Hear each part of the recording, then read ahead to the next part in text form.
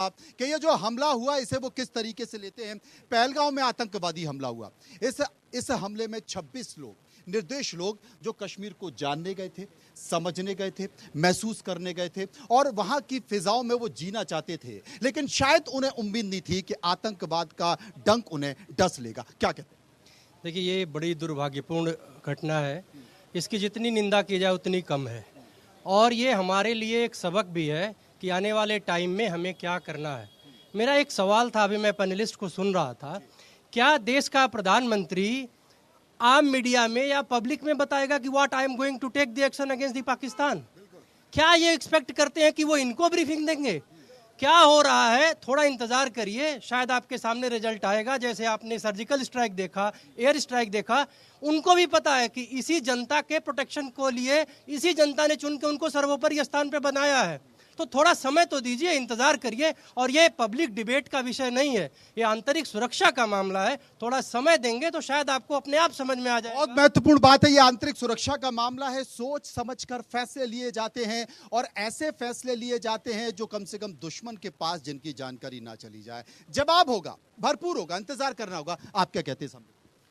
ये वाकई में बहुत ही दुर्भाग्यपूर्ण घटना हुई है पहलगाम में और पाकिस्तान हमेशा से ये करता आया है। ये वो दौर है कि आज पूरा भारत पाकिस्तान के खिलाफ एक्शन चाह रहा है। अब एक्शन सरकार को लेना है। प्रधानमंत्री जी और उनका जो पैनल है वो खुद सक्षम है इसके लिए और पूरे देश को विश्वास भी है कि खून का बदला खून ही होगा। कोई भी इससे कम में बात नहीं बनेगी, इससे कम में अब बात नहीं बनेगी, क्योंकि ये अब कोई जातिगत या धर्मगत या राजनीतिक मामला नहीं है। ये देश का मामला है।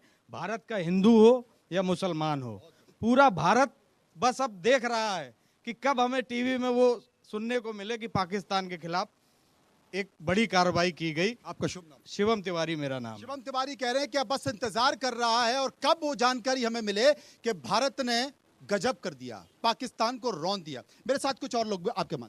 जी नहीं, मैं देश से मतलब प्रधानमंत्री से यही चाहता हूँ कि जितना जल्दी हो सके वो पाकिस्तान के खिलाफ एक्शन लें।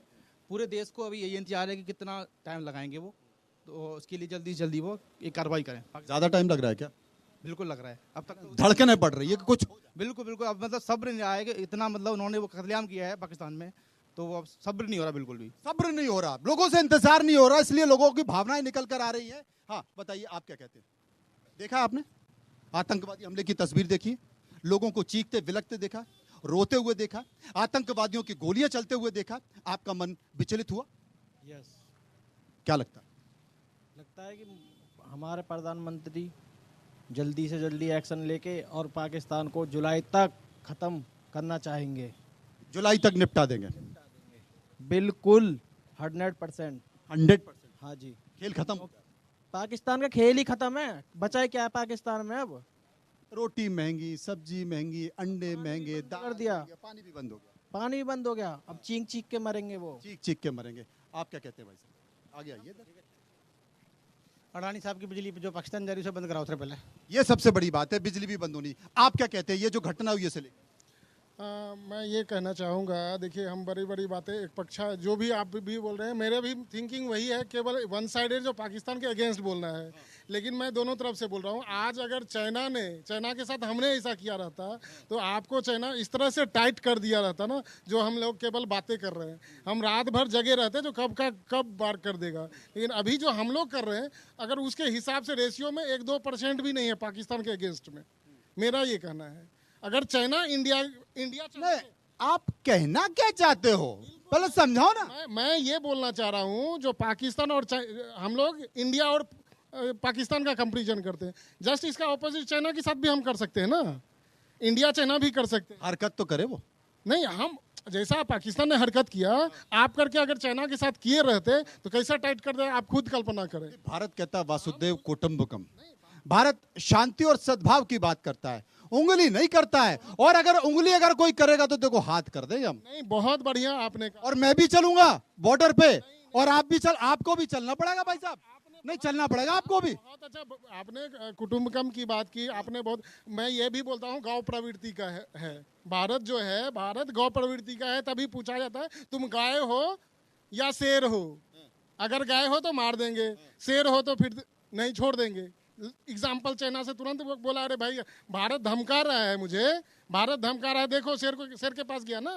अगर उसको डर होता, अगर आपने डर दिखाया रहता तो मजाल नहीं है। आज मतलब एग्जाम्पल के लिए देख लीजिए, आपने डराया ही नहीं हकीकत में। ये बड़ी बात कह रहे हैं कि आपने सबसे पहले पाकिस्तान को अब तक डराया नहीं, और वो पहली बार हमला नहीं किया, वो पहली बार आतंकवादी हमला नहीं किया है। इसके पहले भी वो आतंकवादी हमले करता रहा है, लेकिन आपने उसको उस तरीके से सबक नहीं पहुंचाया है। अगर आप उसको उस तरीके से सबक पहुंचा देते तो शायद वो इस तरह की हिमाकत, इस तरह की हिम्मत नहीं कर पाता। एक और बड़ी खबर आ रही है, अपने दर्शकों को बता दें कि एक और बड़ी खबर आ रही है, और वो बड़ी खबर ये है कि पहलगांव आतंकी हमले से हुई बड़ी खबर।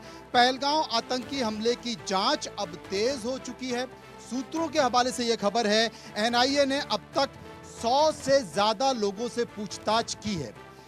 कौन है ये 100 से ज्यादा लोग? तमाम ऐसे लोग थे जो उनको सूचित कर रहे थे, उन आतंकवादियों को जानकारी दे रहे थे। उनमें से एक समझदार सिंसियर महिला थी जो आतंकवादी उनसे बात कर रहा था, बार बार उनसे कई सारी चीजें पूछ रहा था, और उसने बड़ी होशियारी के साथ उस व्यक्ति का फोटो खींच लिया। वो फोटो तो सामने है, लेकिन जब उनके